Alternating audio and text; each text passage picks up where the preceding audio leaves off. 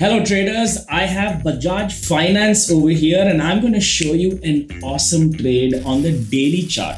I have the RSI 14 and stochastic both open. You'll see that the market has been sideways and I'll go a little into the future and you'll see that the market has gone up right at the resistance level with the stochastic overbought, RSI overbought. It's pretty obvious, right?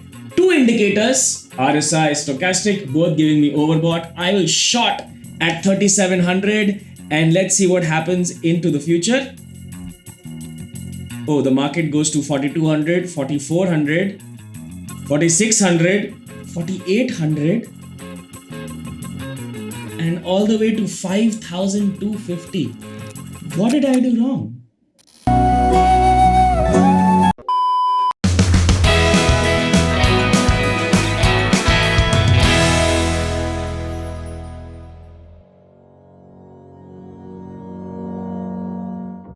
I notice that we traders get excited when we see a new indicator and we try to add one or two, maybe even three of them on the chart, thinking it will help our trades. But there is a way to actually use indicators. So I thought I'll just make a quick video on how you can use combination indicators whenever you want to use more than one indicator on your chart.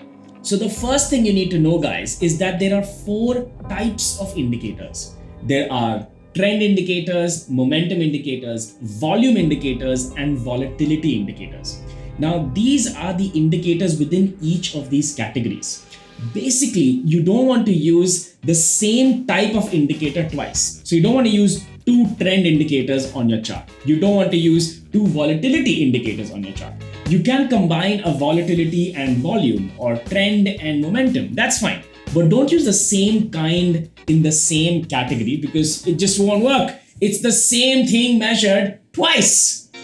Now, in the Bajaj Finance example, that's the problem that we had. We traded using RSI and stochastic. Both of them are momentum indicators. Doesn't make any sense. So therefore, if you want to use RSI, mix it up with a different kind of indicator, not a momentum indicator. One common combination is the moving average and the moving average convergence divergence, or the MACD. In this chart over here, we have Tata Steel daily charts where you have the moving average moving upwards. This is a 9-period moving average, and you look at the MACD. Look at both of the indicators. They both move up together, both come down together, and then both rise together. So in other words, having both of these indicators is not really helping you in any way because they're both giving you the same information, trend. So what does work? Let's see an example of a combination that is actually different categories. So let's use two kinds of indicators that actually probably work. We have the Bollinger Band, which is a volatility indicator, and the RSI, which is a momentum indicator. The advantage of using two different kinds of indicators is obvious. One is that you will get proper confirmation because one is measuring momentum and the other is measuring volatility. So they're not measuring the same data points. The other advantage is you can look at both of them and know whether both indicators are giving the same indication or not.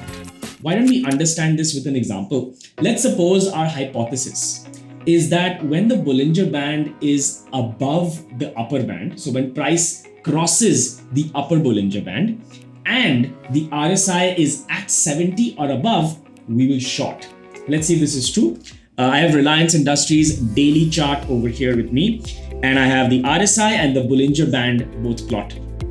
We can see that there was a gap up and you have that red bar where the market opened above the Bollinger Band. That's a short signal. But the RSI is still at like 50, I think. So it's not met, we don't do anything.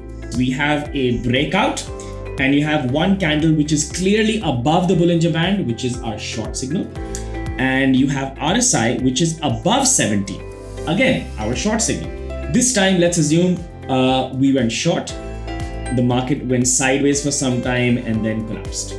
So in this case, it actually worked that we looked at two different indicators of different categories, both pointing towards a short.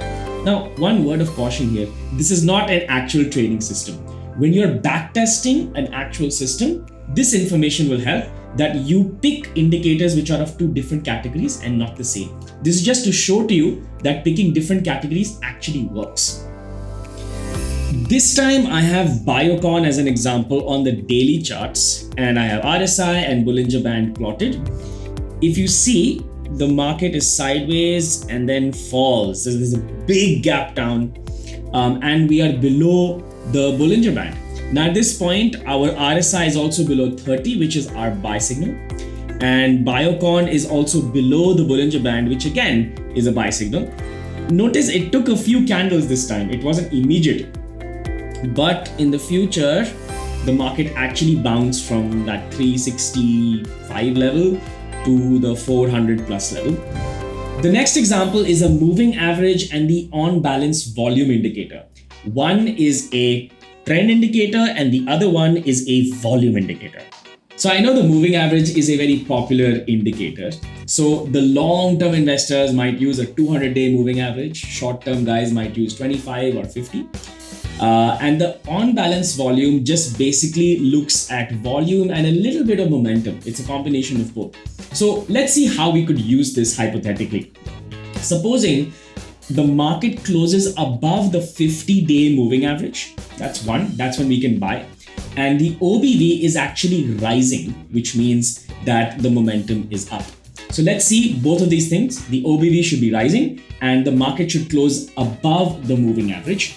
I have a daily chart of Sun Pharmaceutical over here. Look on the right side and you'll see that the market is below the current moving average. Let's see what happens next. And the OBV right now is sideways.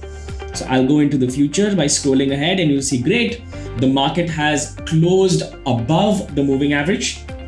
But look at the OBV. Is it rising?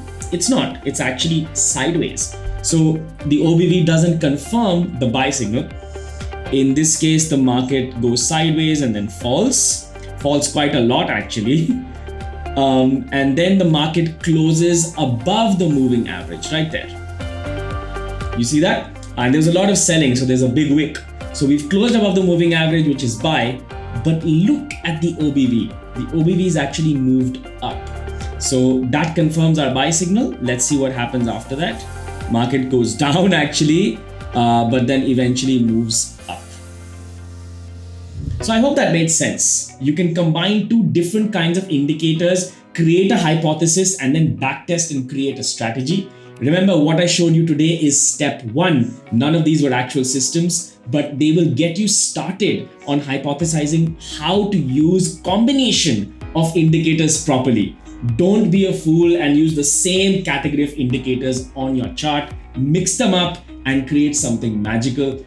If you're interested to learn more about technical indicators, check out our technical analysis course. It's really deep and you learn everything you need to know. And the first lesson is free.